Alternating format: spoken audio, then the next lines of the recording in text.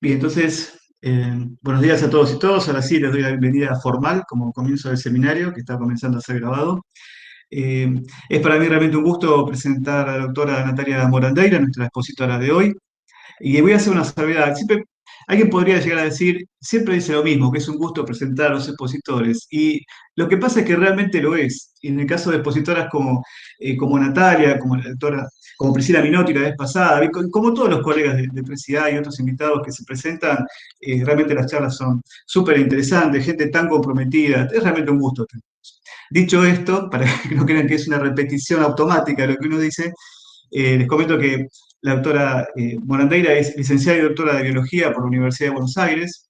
Actualmente es investigadora adjunta del CONICET y profesora adjunta de la Casa del CRECIA UNSAM. Su especialidad es la ecología de paisajes y teledetección en humedales. Bueno, y tenemos el gusto de escucharla hoy en una de sus líneas de investigación y en un tema, bueno, súper apasionante, muy comprometido y muy problemático y actual, ¿no? Pues tiene súper vigencia. No hablo más, Natalia, todo tuyo la presentación. Muchas gracias. Hola, bueno, muchas gracias Roberto por la presentación y por la invitación al ciclo de conferencias del 3IA. Les voy a contar hoy parte de mi trabajo durante el año pasado en cuanto al monitoreo de incendios en el Delta del Paraná y cómo aprovechamos datos satelitales y nuestra experiencia en la ecología. Entonces, el Delta del Paraná es parte de la planicie de inundación del Paraná y para ponernos en contexto, en Sudamérica más del 20% de la superficie está cubierta de humedales. Estos humedales, la mayor parte son humedales fluviales y los más extensos son los del Amazonas, el Orinoco y el Paraná. El Paraná tiene un caudal medio muy alto y una alta carga de sedimentos transportados. Esta foto es de un sobrevuelo en una situación hidrológica de aguas relativamente altas que hicimos desde el laboratorio, si mal no recuerdo, en el 2010. Bueno, en este mapa estoy mostrando la ubicación de la Cuenca del Plata en Sudamérica, y dentro de la Cuenca del Plata discurre el Paraná, formando el corredor fluvial Paraná-Paraguay, acá en Argentina, y en la última porción del Paraná, aproximadamente desde las lagunas de Coronda y la ciudad de Diamante en Entre Ríos, hasta la desembocadura del Paraná en el Río de la Plata, está la zona que conocemos como Delta del Paraná, que tiene un delta activo en la porción inferior y otros humedales fluviales que antiguamente fueron deltas en la porción superior y media. Una característica, si bien todo el delta del Paraná hay grandes mosaicos de humedales, una de las características de la zona es que además hay una gran variabilidad interanual en las condiciones hidrológicas. Entonces, tenemos años que son muy secos, como se ve en esta imagen, que es del 2008, y también había, si se ven plumas de incendios, que también había incendios, y años muy húmedos, donde hay pulsos de inundación muy importantes que cubren toda la planicie de inundación, como se ve en esta imagen. Entonces, esa variabilidad interanual en las condiciones hidrológicas es muy típica del delta del Paraná, y tiene que ver con factores climáticos, con las condiciones del nivel hidrométrico en las cuencas altas, y entre los factores climáticos afecta mucho un fenómeno global que se conoce como el Niño y la Niña. Los años niños son más húmedos y los años niñas son más secos. Y además, una característica del Paraná que lo distingue de otros humedales, como por ejemplo el Pantanal en Brasil, es que no hay una estacionalidad muy marcada en cuanto a que, por ejemplo, los veranos son secos y los veranos son húmedos y los inviernos son secos. Hay más heterogeneidad entre años, quizás. Entonces, como todos conocen, el 2020 fue un año extremadamente seco, con un nivel hidrométrico del Paraná muy bajo.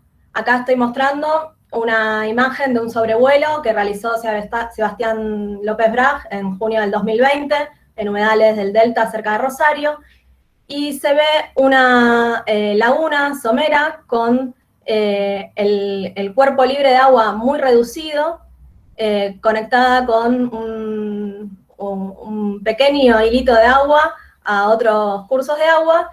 Imagínense que en un año de aguas medias, esta laguna tendría superficie de agua libre por lo menos hasta aquí donde estoy señalando con el cursor, y también, si el agua está un poco más alta, anegaría los bañados de alrededor.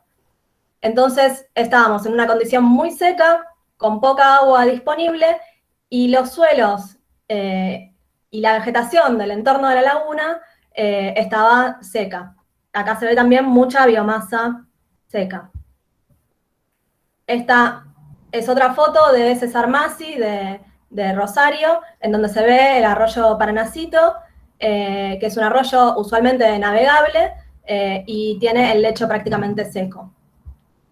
Y esta es otra foto de López Brag, de sobrevuelo, en donde lo que les quiero mostrar es, además de que está todo muy seco, que gran parte de la vegetación, que es lo que se ve muy, muy seco, es vegetación herbácea. Y hay algunos árboles que se encuentran en zonas topográficamente más altas, pero la vegetación predominante es herbácea. Entonces, esa vegetación herbácea seca estaba disponible como combustible para que se propaguen los incendios. Ante un inicio de incendio, sea intencional, accidental, con intervención humana, pero accidental, o un incendio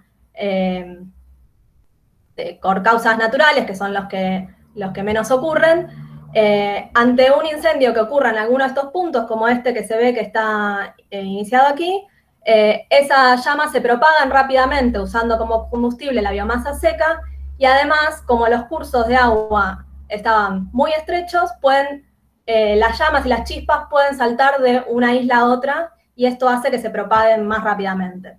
Entonces, estas son las condiciones en las que se dan los incendios.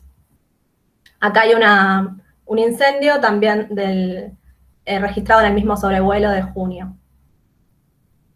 Y aquí muestro el nivel hidrométrico del río Paraná en el puerto de Ramallo, que está en el delta medio, frente a las islas de las Lechiguanas, entre los años 2000 y 2020. Lo que se ve es la altura del río Paraná, medida en Ramallo, en la línea celeste, entre el 2000 y 2020, y se ve justamente lo que les decía, que la altura del río es muy variable, tiene momentos en que está más alto, momentos en que está más bajo, fluctuando alrededor de esta media histórica, que es la media entre 1960 y 2020. Y vemos también enmarcado en rojo el nivel de alerta, que es cuando realmente el agua está muy alta. Entonces, en algunos años, el nivel del río superó el nivel de alerta, y esos años fueron los que hubo evacuaciones. La población se tuvo que evacuar. Pero si nos concentramos en la última porción de este gráfico, que es aquí en el 2020, vemos que durante todo el año el nivel del río Paraná estuvo muy bajo, y no solo bajo y debajo con niveles bajos, sino que muy por debajo de la media histórica. Según los profesionales, los especialistas del Instituto Nacional del Agua, niveles tan bajos se habían registrado solo en 1971. Entonces teníamos una condición extremadamente seca, acompañada de clima seco y cálido, que se continúa hasta el día de hoy, porque hacia fines del 2020, además, ingresamos en un evento de la Niña, o sea que las condiciones climáticas van a seguir siendo cálidas y secas. Bueno, entonces, en este contexto es que sucedieron las primeras quemas, y las primeras noticias de incendios llegaron desde Rosario, sobre todo alertados por la presencia de mucho humo en la ciudad. El humo fue una molestia muy fuerte, aparte recordemos que estábamos en un momento de cuarentena bastante estricta por el COVID-19, con afecciones a la salud, a las vías respiratorias por el humo, y preocupados por la problemática del COVID-19. Entonces, el alerta fue aún mayor. Y bueno, estas imágenes son de Rosario. Acá se ve desde Rosario las llamas al otro lado del río Paraná, en las islas. Y también hubo mucho humo en otras ciudades de la costa del Paraná, de las provincias de Santa Fe y de Buenos Aires. Entonces, esa es el alerta que nos llega que llegó a los medios, digamos. Pero antes de que haya humo en la ciudad, ya se venía prendiendo fuego las islas.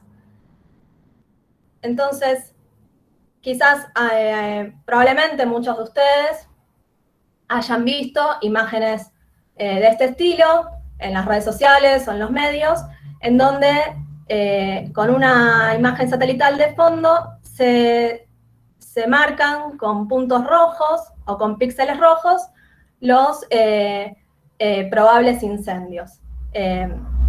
Y esta imagen, este tipo de imágenes que estuvieron circulando mucho, yo acá estoy mostrando los incendios del mes de agosto. Este tipo de imágenes que estuvieron circulando mucho son obtenidas con satélites y se conocen como un producto de focos de calor. Entonces yo les quería contar cómo trabajamos con estos datos satelitales de focos de calor, cómo los procesamos y los interpretamos.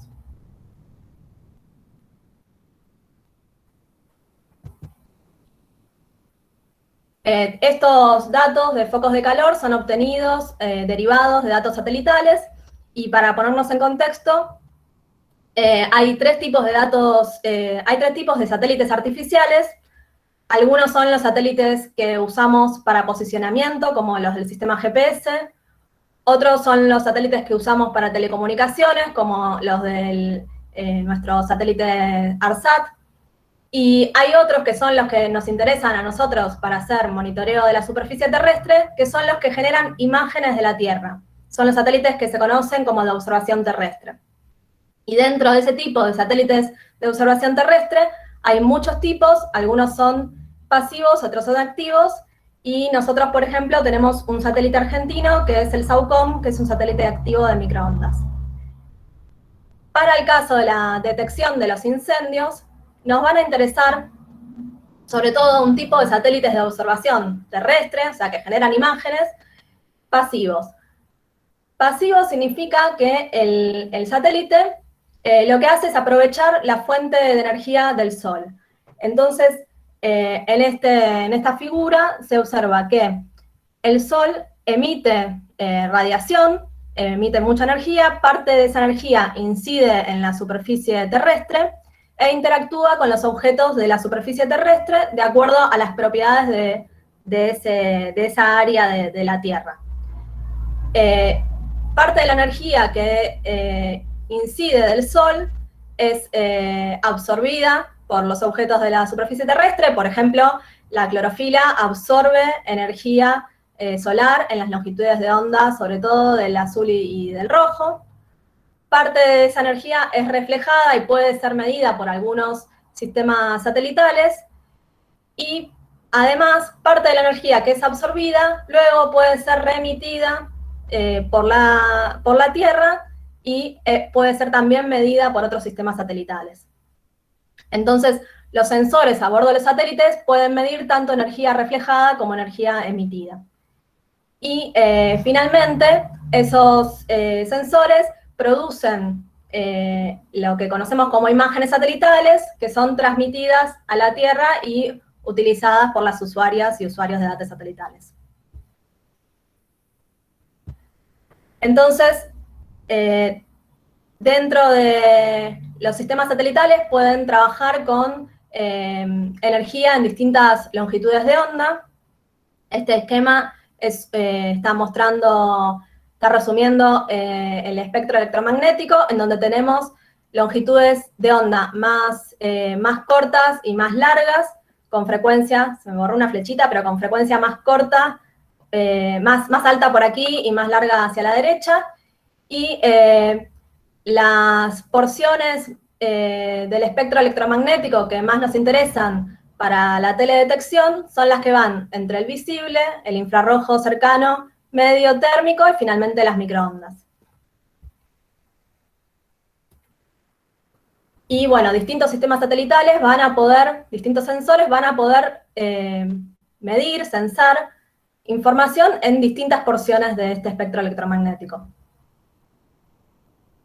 Hay una regla física, una ley física muy importante para la detección, que es que los cuerpos que están más calientes emiten mayor cantidad de radiación y en determinadas longitudes de onda. Entonces, el Sol, que es un cuerpo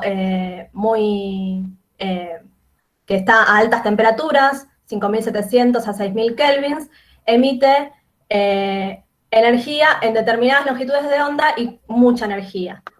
La Tierra, que está a una temperatura más baja, emite menos energía y en longitudes de onda más largas. Entonces aquí se ve que el Sol, por ejemplo, emite mucha energía en las longitudes de onda del visible y del infrarrojo cercano y medio, mientras que la Tierra puede, parte de la energía que absorbe del Sol la puede reemitir en las longitudes de onda más largas, de menor energía, del infrarrojo térmico. Entonces, de esto que es importante, que la energía emitida por la Tierra nos da información de su temperatura. Y además, la energía emitida por la Tierra se puede medir con sensores remotos. Entonces, con sensores remotos yo puedo obtener información de la energía emitida en el infrarrojo térmico que me hable de la temperatura de la Tierra. Y si esa temperatura es muy alta, entonces posiblemente haya un fuego activo. Esta es la base física que está detrás de la información de focos de calor.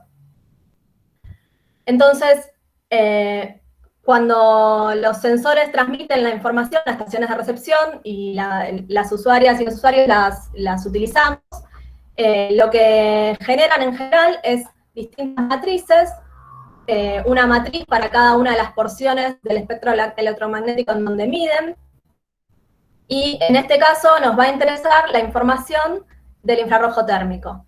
Y en esas matrices, cada una de las celdas es un píxel que está asociado a un espacio geográfico.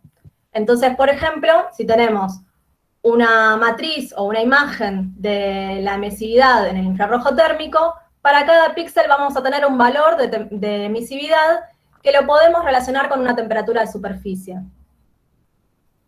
Y hay un producto que viene preelaborado por las agencias espaciales, como la NASA, que es el de focos de calor, en donde a partir de esa imagen de temperatura de superficie se va a marcar qué píxeles están muy calientes y además están más calientes que el entorno. Entonces, esos píxeles que están muy calientes y más calientes que el entorno son estos focos de calor o anomalías térmicas. Y son los que se ven en este tipo de imágenes como las que circularon mucho. Esos focos de calor se pueden deber a volcanes, que por suerte no hay en el delta. En algunos casos se pueden ver en zonas con chimeneas industriales muy calientes o eventualmente en zonas con techos de chapa muy calientes. Pero en el delta lo más probable es que esos focos de calor se deban a incendios activos. Entonces, de acuerdo a la resolución de las imágenes satelitales, la resolución significa, en parte, qué tamaño tienen esos píxeles.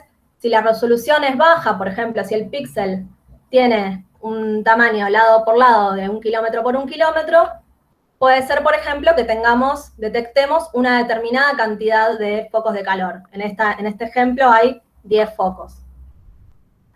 Si la imagen tiene una resolución de más detalle, los píxeles son más pequeños, puedo detectar, voy a marcar más cantidad, o sea, el producto me va a informar más cantidad de focos de calor y además podría llegar a detectar incendios más chiquitos.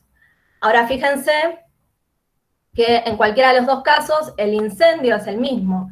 Entonces tenemos que conocer cuando se dice en el año 2020 hubo casi 40.000 focos de calor, ¿de qué datos estamos hablando? Y cada punto, cada foco de calor, si yo digo que acá hay 30 focos de calor, no significa que sean incendios independientes, ni que se hayan originado independientemente, ni que estén separados entre sí. O sea, hay un área que que se detecta como que está activamente incendiándose. Y además, un incendio que permanece activo más de un día se va a marcar como foco de calor un día y el siguiente, ¿sí?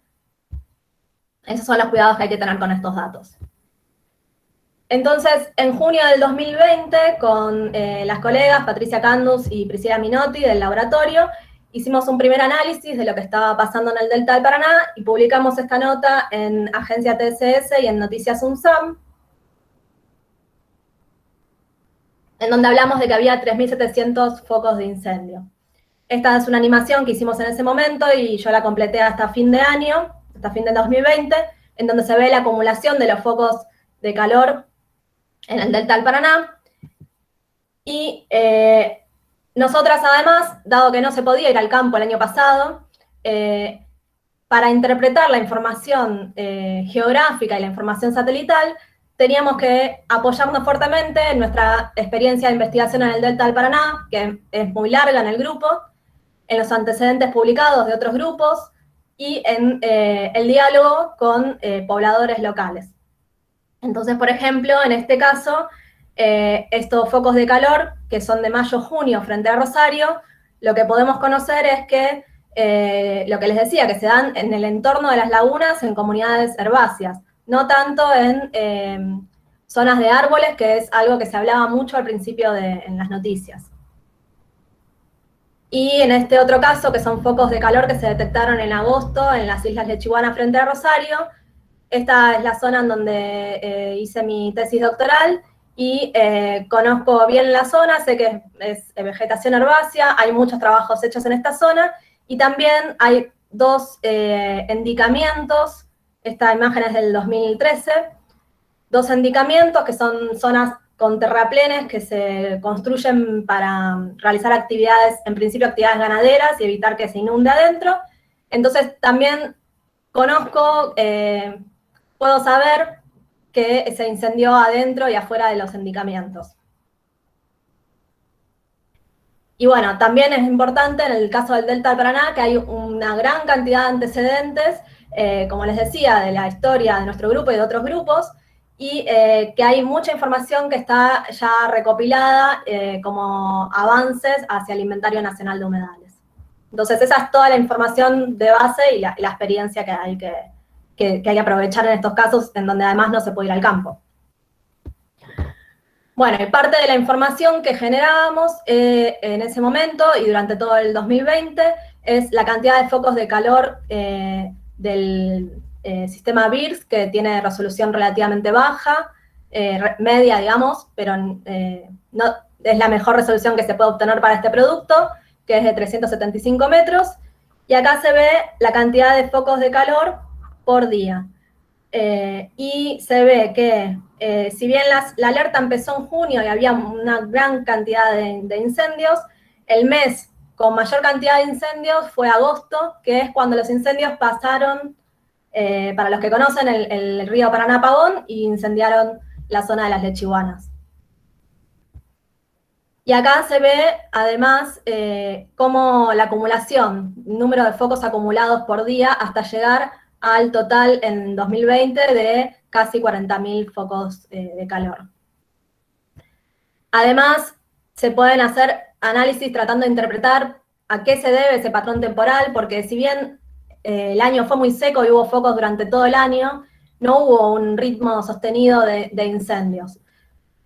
Podemos ver, acá corté el gráfico hasta agosto, podemos ver que hubo algunos incendios a principio de año, hasta marzo.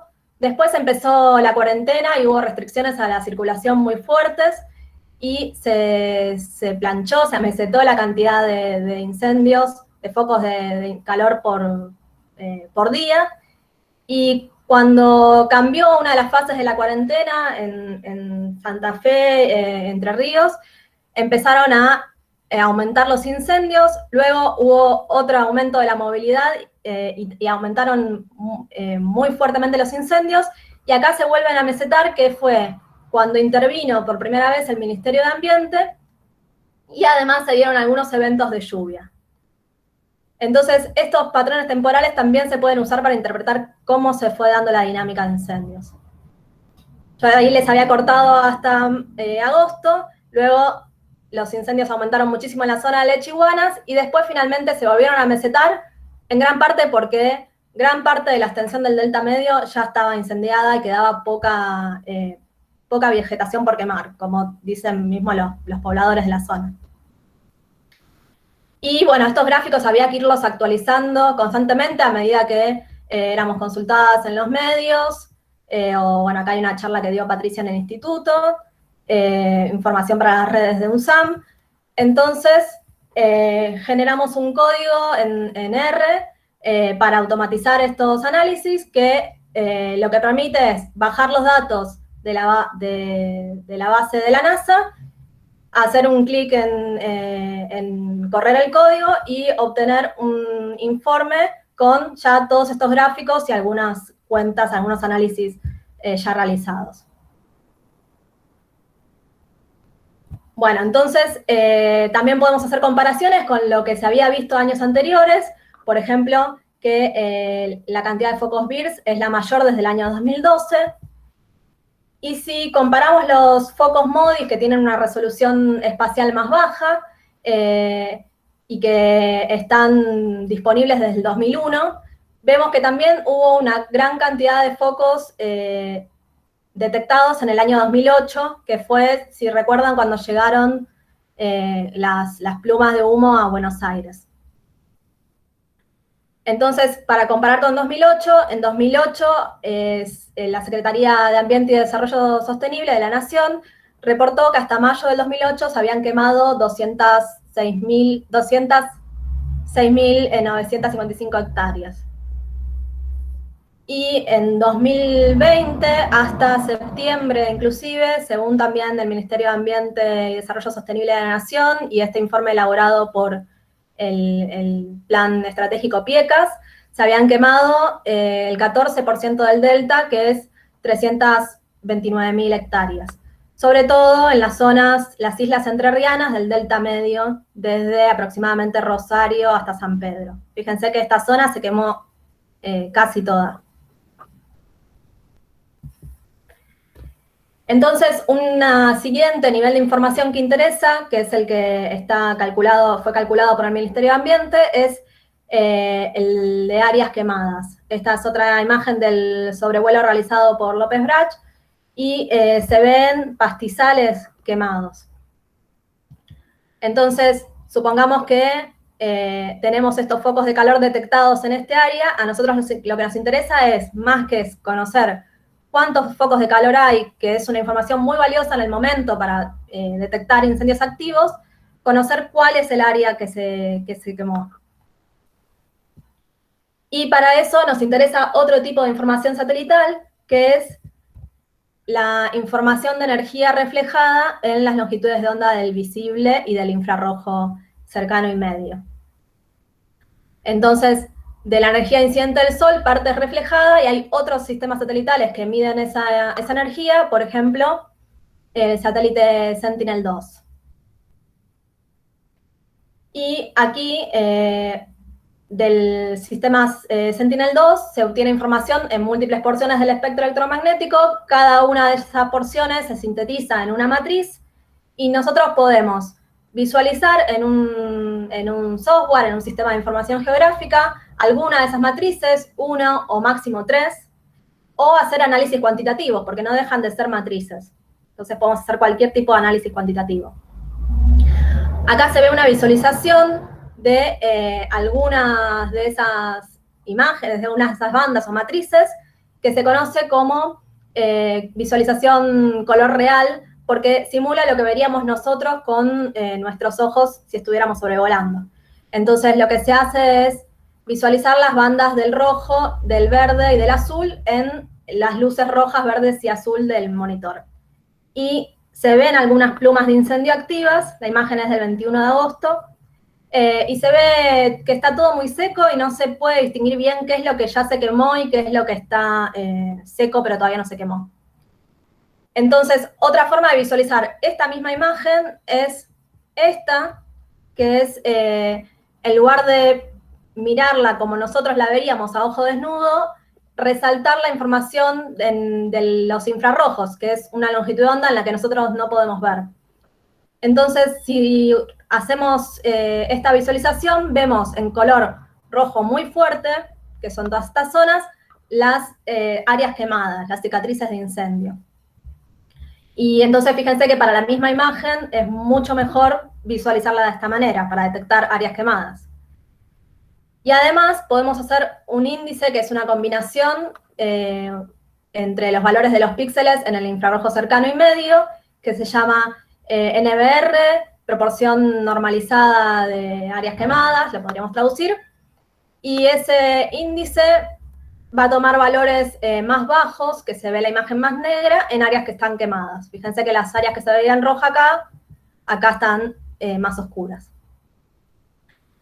Entonces, esto se puede usar para identificar áreas quemadas, y ahora una de las cosas en las que estamos trabajando es en tratar de automatizar o evaluar si se puede automatizar la construcción de esas áreas quemadas. Entonces, a partir de los focos de calor BIRS, que en este caso son los focos que se habían registrado en esta zona de la imagen durante el mes anterior a la imagen, buscar áreas en el entorno de esos, con un algoritmo se pueden buscar áreas en el entorno de esos puntos que tengan un comportamiento espectral similar, y tratar de así construir regiones de áreas quemadas.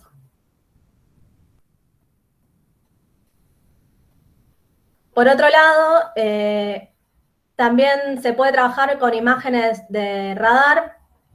En el caso de las imágenes de radar ya no son sistemas pasivos, sino que son sistemas activos. Lo que hacen es emitir su propia fuente de energía y después registrar cuánta de esa potencia emitida regresa al sensor. Entonces, estamos haciendo algunos trabajos preliminares sobre datos de radar de ALOS Pulsar 2 y SAOCOM. Acá estoy mostrando una combinación de 3 fechas de una serie temporal de ALOS Pulsar 2. Y por ahora no los muestro porque se hace muy largo y además porque es preliminar, pero por ahora lo que vemos es que las imágenes de radar ALOS Pulsar y SAOCOM no son tan buenas para detectar áreas quemadas, pero sí probablemente, por nuestra experiencia, son mejores para hacer seguimiento de cómo va creciendo la vegetación y de las condiciones hídricas. Acá, por ejemplo, se ven distintas tonalidades para zonas más húmedas y más secas. Y bueno, acá tenemos 2 imágenes SAOCOM antes y después de las quemas en mayo y diciembre. Esto estamos trabajando ahora en el procesamiento.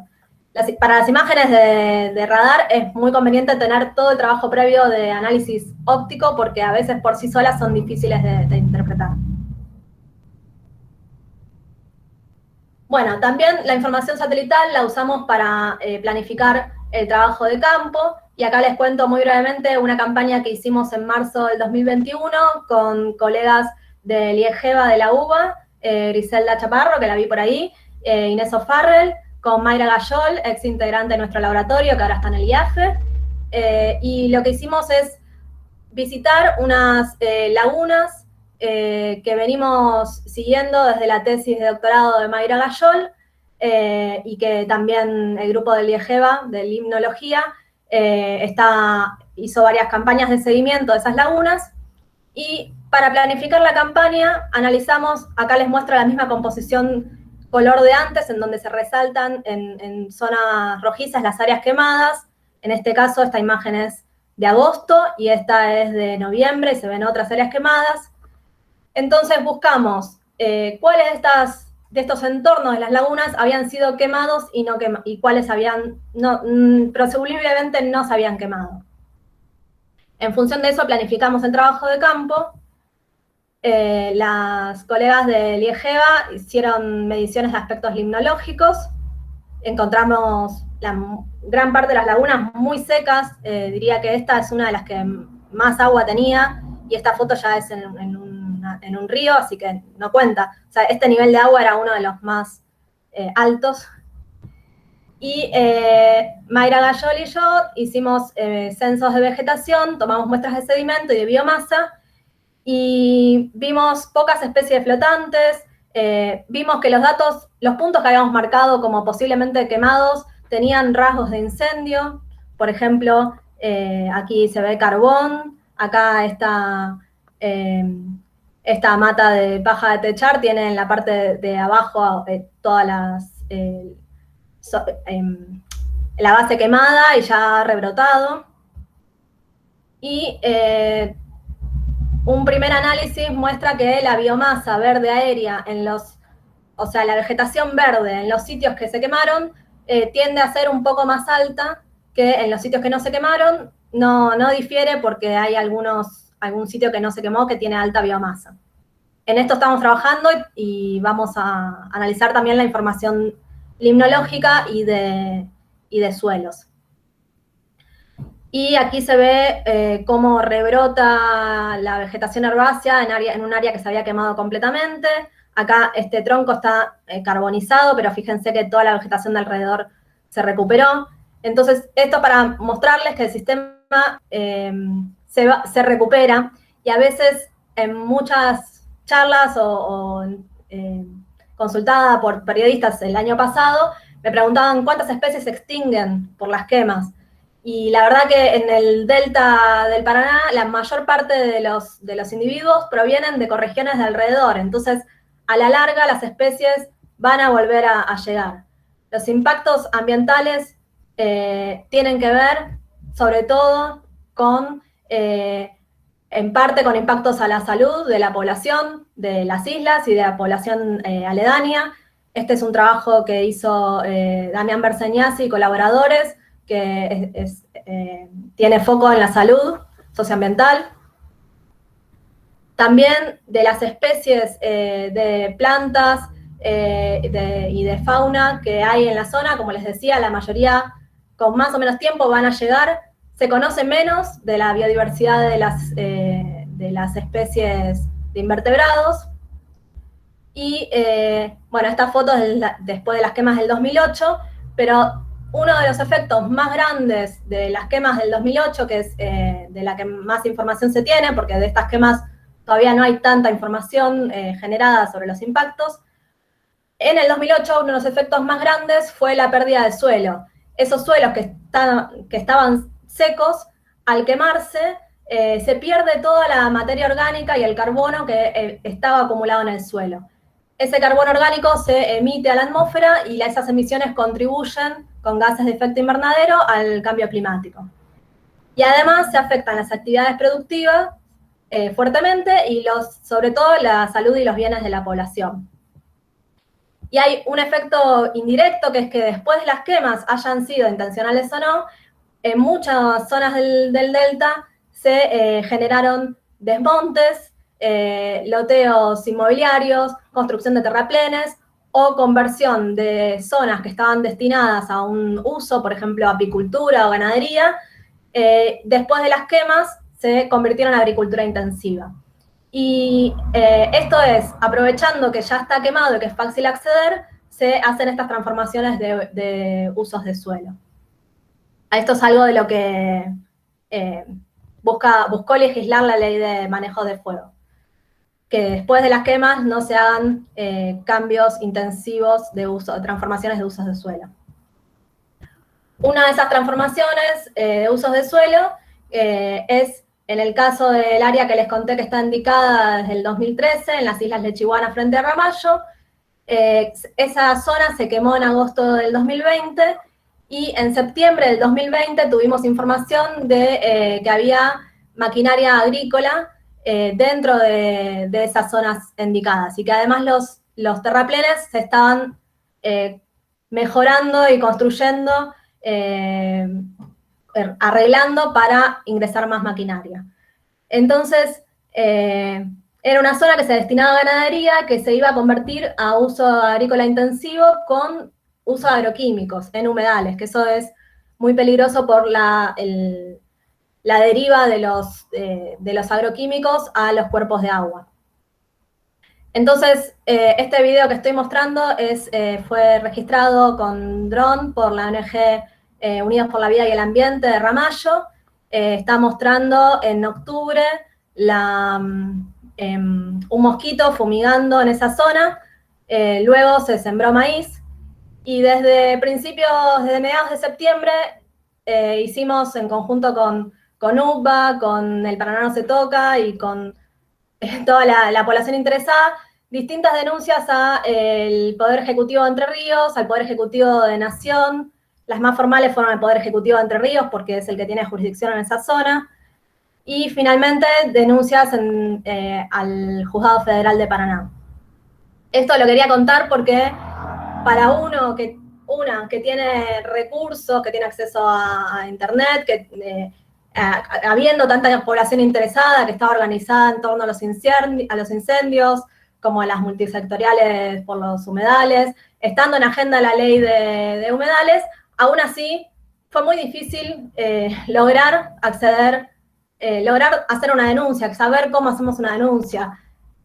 Como investigadores, desde CONICET no hay asistencia tampoco para poder asesorarnos de cómo informar que en una zona en donde una trabaja y donde tenemos proyectos de investigación está siendo fumigada masivamente, afectando a la población, porque hay población que en este video no se ve, pero que vive justo en las zonas aledañas a este video. Bueno, y finalmente lo positivo que obtuvimos con estas denuncias fue en diciembre de 2020 una acción cautelar del Juzgado Federal de Paraná a partir de una denuncia realizada por la ONG UBA que buscó prohibir el uso de agroquímicos, herbicidas, plaguicidas y el uso de maquinaria en la zona de las Lechiguanas como medida preventiva.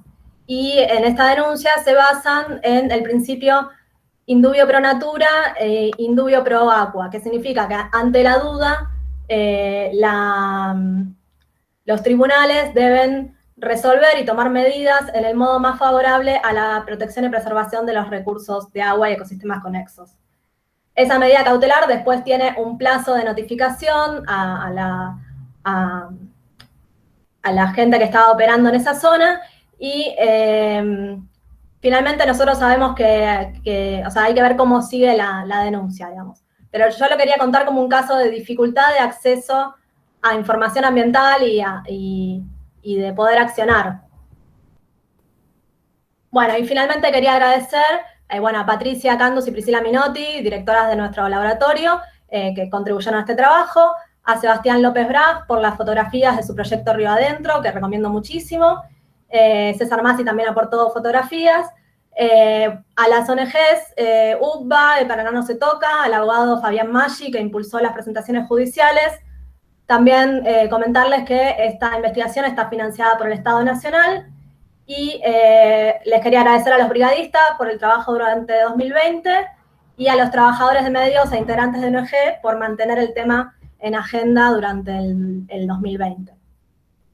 Y bueno, quería aprovechar también para recordar a Andrea Magnano, que fue investigadora, tesista doctoral del instituto y de la UBA. Y Andrea aportó durante su doctorado mucha información valiosa sobre la dinámica de la vegetación en las Islas Lechiguanas.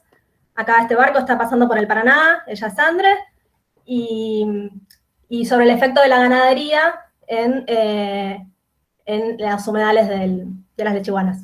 Así que gracias, Andrea. Muchísimas gracias, Natalia, por tu excelente presentación, tan interesante.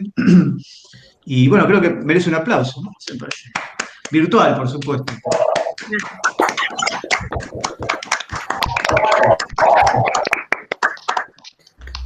Muchísimas gracias, Natalia. No sé si puedes leerlo, pero tenés también en el chat muchas felicitaciones y gente que dice que le gustó mucho tu charla. Bien, el trabajo está abierto a preguntas. ¿Algún comentario? No sé si veo todavía por el chat.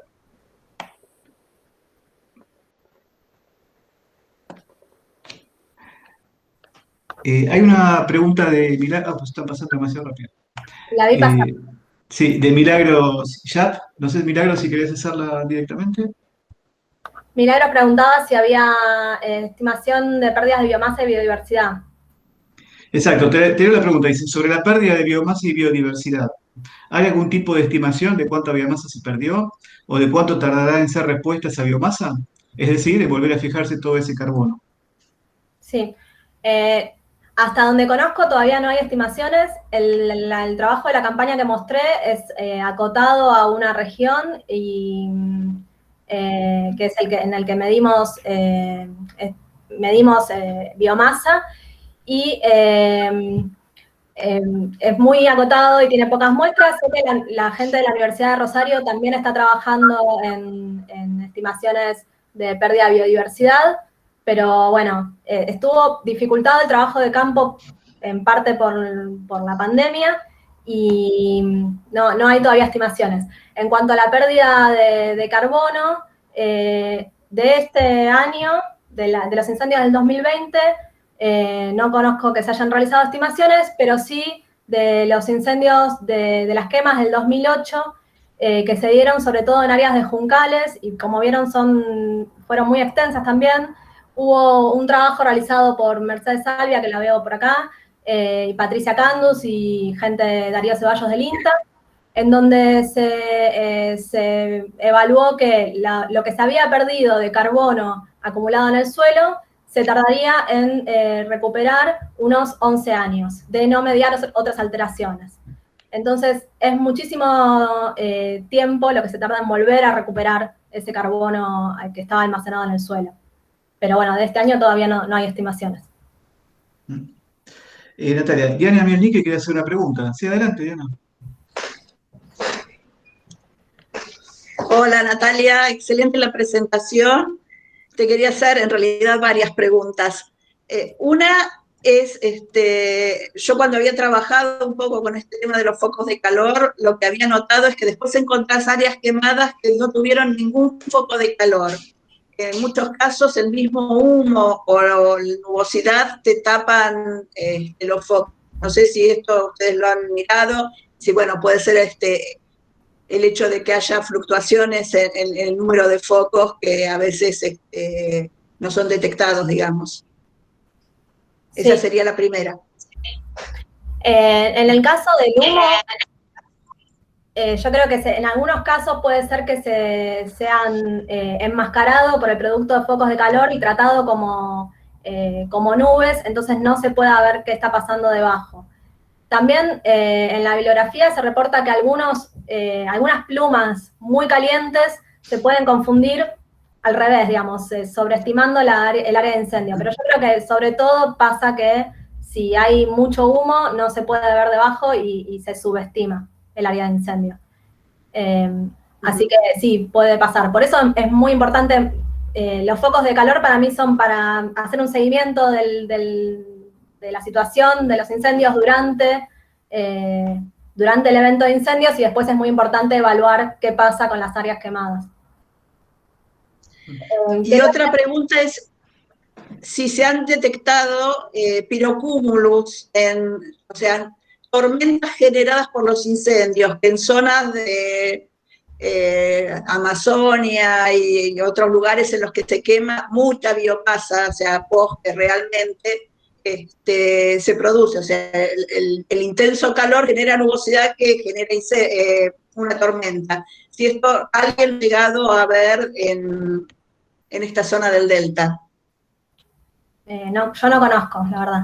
No sé si alguno de los colegas que está acá conoce. Porque veo gente... Está bueno como para tenerlo en cuenta de que estas cosas ocurren, porque en ese caso hay un transporte de contaminantes hacia la estratosfera muy importante, y está bueno saber que existe esto como para que si alguien lo ve, lo informe, ¿no? Como para hacer quizás algún seguimiento o algún otro tipo de trabajo. Bien, gracias. Bueno, por ahora. Te felicito realmente por todo el trabajo. Muchas gracias. Natalia, hay Quería una... comentar algo que aporta Clara Mitchell, que, de la pregunta anterior, que dice que en el chat que en el área de Rosario estiman una pérdida media de dióxido de carbono equivalente a 16 toneladas por hectárea. Ah, interesante. Natalia, hay una pregunta también de Cornelia Huichi, que dice, en ese repoblamiento de especies que comentabas, ¿se ve que suelen predominar las exóticas? Eh, no, la verdad que no. La mayoría, el área del Delta del Paraná no tiene tanta invasión de exóticas, salvo el Cynodon dactylon, digamos, un pasto muy bajo, el que está en los albardones, y algunas más, pero no, la mayoría se vio que, por lo menos en las fotos que estuvieron circulando, en el trabajo de campo que hicimos nosotros, el trabajo que están haciendo en la Universidad de Rosario, la mayoría son especies nativas. Y hay muchas que que están rebrotando desde los rizomas que quedaron debajo del suelo en las zonas que no fueron muy severamente afectadas por incendios. Por ejemplo, lo que mostraba yo, no me acuerdo en la foto, pero vimos muchas ludwigias rebrotando desde los rizomas o pastizales de quinocloa. Y también los árboles que quizás parecían completamente quemados, algunos rebrotaron desde los troncos y desde los rizomas, pero la mayoría nativas. Natalia, Marta Litter tiene una pregunta. Marta, adelante. Sí, gracias, te felicito, estuvo realmente muy interesante. Y desde la ignorancia total, ¿te entendí mal o vos dijiste que las plantas que se quemaron recrecían más que las que no se quemaron? ¿O entendí muy mal lo que dijiste? Perdón. No, sí, no entendiste mal. Lo que mostré es un gráfico que es del resultado preliminar de la campaña que hicimos en marzo, que es que en las zonas que se habían quemado, la biomasa, o sea, la cantidad de vegetación que había era mayor a las zonas, a la biomasa de las zonas en donde no se habían quemado. ¿Y eso por qué? ¿Sabes? ¿Hay alguna razón? No, De curiosa nomás. yo creo que la quema lo que hace es retirar la biomasa seca, la vegetación, sí, la vegetación seca en pie, y en algunos casos rebrota fuertemente la vegetación que hay. Y en otros casos, quizás es retirar la biomasa seca y dejar lugar a que llegue, a que invada vegetación desde las zonas aledañas. Porque si hay mucha resaca, por ejemplo, en los bordes de lagunas, mucha resaca de camalotes, quizás es difícil que se rebrote desde los rizomas. Pero a mí también, en principio, me asombró. Bueno, gracias. Acá, al respecto, comenta Patricia Cando que dice que también acelera la mineralización poniendo en disponibilidad más nutrientes. Y hay una pregunta de Claudio Baigún, no sé, Claudio, si querés hacer vos, si no lo hago yo, dice, eh, quería preguntar si ustedes hicieron mediciones sobre cambios en la calidad del agua de las lagunas. Pregunta Claudio. Bueno, las chicas del laboratorio del himno hicieron mediciones en esas lagunas puntuales que fuimos a visitar, que eran alrededor de 20 lagunas, y se midieron algunos cambios, pero no tengo los resultados disponibles, la verdad. Y sí sé que en otros cuerpos de agua están trabajando desde la Universidad de Rosario. Patricia Candos y Darío Ceballos aportan que esto del aumento de la biomasa, aportan por el chat, que el aumento de la biomasa en los sitios quemados tiene que ver, claro, pensemos que la práctica de quema, la quema a veces está asociada a una práctica de manejo ganadero en donde se queman zonas de biomasa seca para que rebrote forraje tierno para el ganado. Entonces, es esperable que en esos sitios aumente la biomasa verde. Y también Darío dice que en plantaciones forestales a veces se prepara el sitio para plantar quemando. Lo que no quiere decir que sea una práctica que se tiene que hacer en condiciones tan secas no se debería hacer porque pasa esto, que se propaga rápidamente a otras zonas y tampoco se debería, en el caso de que se de que se queme, se debería hacer un manejo controlado. Natalia, Milagros Illat pregunta, ¿a partir de cuándo crees que vamos a poder ver y evaluar los efectos sobre el suelo por estar descubierto? ¿O se va a cubrir con vegetación rápidamente? Bueno, un poco lo estábamos comentando. Sí. Ujú. Fenómeno. Uno de los primeros, al quedar descubierto el suelo, también está el riesgo de que si había una inundación fuerte este año, el que viene, este año va a seguir siendo muy seco, pero uno de los riesgos es que al ingresar un nuevo pulso de inundación, si el suelo está descubierto, que se erosione rápidamente el suelo y que no haya capacidad de retención del humedal de ese agua. Pero bueno, lamentablemente todavía no está repuntando significativamente el río Paraná. Sería importante que repunte, ¿por qué? Porque al reingresar agua del Paraná a la planicie, se ingresan nutrientes y también se ingresan propáulos. O sea, propáulos son semillas, pedazos de vegetación, y con eso se va regenerando el sistema. Algunos emprendimientos que construyen terraplenes impidiendo que ingrese el agua a la planicie, de alguna manera lo que hacen es restringir esta dinámica natural del humedal. Bárbaro. Hay una pregunta de Elizabeth Astrada que pregunta si estos métodos satelitales permiten identificar áreas de incendio potenciales, es decir, predecir situaciones de quemas, bueno, antes de la quema, ¿no? Bueno, por sí solos los datos satelitales no es que nos van a predecir no vamos a poder predecir directamente las áreas de incendios potenciales, pero sí hay en otras regiones se trabaja generando como productos de potenciales zonas que se vayan a quemar de acuerdo a la disponibilidad de vegetación seca. Para eso hay que hacer como un modelo, ¿no? Digamos, en base al conocimiento de la vegetación del área, que en base a la interpretación, la extracción de información satelital, derivar índices que hablen de la disponibilidad de biomasa seca, sumar información climática, hidrológica, y en función de eso construir algún algoritmo que nos permita estimar la peligrosidad de los incendios. Para el delta, hasta donde sé, no hay, no sé si alguno conoce, puede aportar. Gracias, Nati.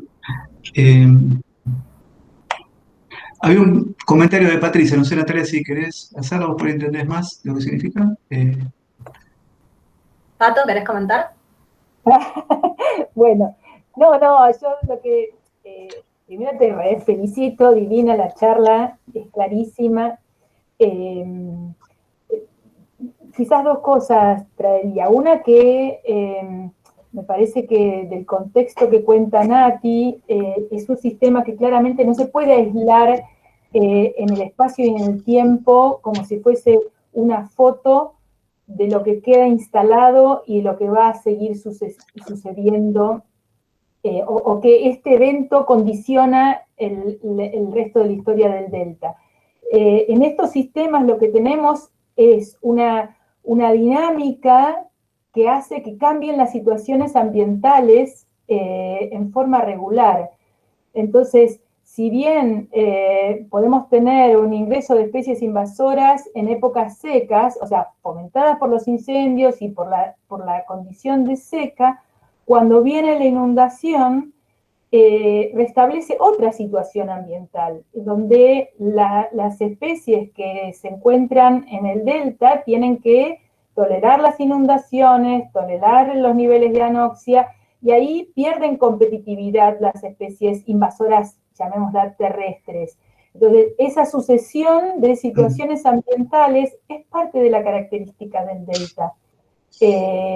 Y lo que es interesante es justamente, que lo está haciendo Nati, es integrar en el tiempo esta alternancia de secas y de inundaciones. Por otro lado, sí quería comentar lo que planteó Nati, que es el compromiso por parte de quienes hacemos investigaciones de este tipo, de participar y de comunicar a la gente, a los vecinos, a los ciudadanos, a los pobladores, acerca de lo que sabemos y lo que encontramos, y tratar de participar activamente, porque ya sea por el simple conocimiento, ayuda, y si uno además puede dar alguna solución, mejor todavía, pero ya el poner el conocimiento a disposición de la sociedad es una obligación, y está buenísimo. Bueno, felicitaciones. Muchas gracias, Patricia, por los comentarios. Bueno, sí, tenemos más preguntas, creo que... Oh, puede ser, sí. A ver. Preguntas, no, algunos comentarios interesantes en el chat y los invito a escucharlos. Y no sé, yo tenía una preguntita que me quedó con esto, por ahí cerramos. Me decías que las zonas quemadas, que ya fueron quemadas, ¿se pueden distinguir por imágenes en el infrarrojo? Aunque el foco ya haya pasado, esté extinguido. ¿O, Sí, sí? justamente con imágenes del infrarrojo, sobre todo del infrarrojo medio, poco tiempo después de las quemas, se pueden ver las cicatrices de las quemas. Ajá. Es lo que mostraba yo en esas Sí, imágenes sí. rojizas. Claro, pero ya están, digamos, la temperatura ya es normal, ambiente, pero igual se Sí. distingue. Eso es lo que... Sí, porque lo que se ve es, son imágenes en el infrarrojo, no en el térmico, que nos hablarían de temperatura, sino en el infrarrojo medio y cercano. Lo que se ve es que no hay ningún indicio de que haya vegetación y sin embargo hay un patrón de muy alta reflectancia en el infrarrojo medio. Y eso es muy típico, es un comportamiento muy típico de las áreas quemadas. Entonces, claro, sí, sí, clarísimo. se puede recuperar las imágenes que hubo a lo largo del año de los sistemas satelitales pasivos, como las que mostré, las Sentinel, se van tomando imágenes periódicamente. Entonces, mientras que no haya nubes, podemos tener información periódica y evaluar las áreas quemadas de esa imagen. Gracias, Natalia. Y por último, última pregunta de Claudio Baigún. Pregunta, ¿cómo se está articulando estos trabajos que haces con los proyectos del PIECAS? Bueno, en realidad, el PIECAS, para los que no conocen, es el Plan Integral Estratégico para la Conservación y el Aprovechamiento Sostenible del Delta del Paraná. Es un plan que implica la colaboración de todas las jurisdicciones involucradas en el Delta del Paraná, Nación, los municipios de Santa Fe, provincia de Santa Fe, Buenos Aires, Entre Ríos, parques nacionales. Y lo que busca es generar acciones concertadas de manejo, de gestión, y también en el último año el PIECAS se reactivó el año pasado a raíz de esta problemática, y además se incorporaron 5 universidades, se establecieron un convenio con el PIECAS, la UNSAM es una de ellas, para trabajar en el territorio del Delta del Paraná. Y bueno, el trabajo está muy vinculado con los intereses del PIECAS. No hubo una articulación así tan fuerte con la mesa de trabajo del PIECAS, pero sí la UNSAM es parte del convenio y sí en la primera conformación del PIECAS tuvimos participación desde nuestro laboratorio. Así que seguramente estaremos en comunicación en este tiempo. Sí, estuve en comunicación con integrantes del PIECAS durante el año por distintos motivos, por estas denuncias, por pedidos de información. O sea, estuvimos en comunicación, pero creo que el año pasado el PIECAS estuvo muy activamente involucrado con apagar los incendios, o sea, con la emergencia. Y quizás falta, ahora que ya se reactivó para esa gestión de la emergencia, poder trabajar en conjunto todas las jurisdicciones un poquito más tranquilos y planificar a largo plazo. Perfecto. Bueno, buenísimo, Natalia, muchísimas gracias. Entonces, creo que podemos dar por finalizado ya acá tu charla, el seminario, con un fuerte aplauso nuevamente, que la verdad que está muy interesante.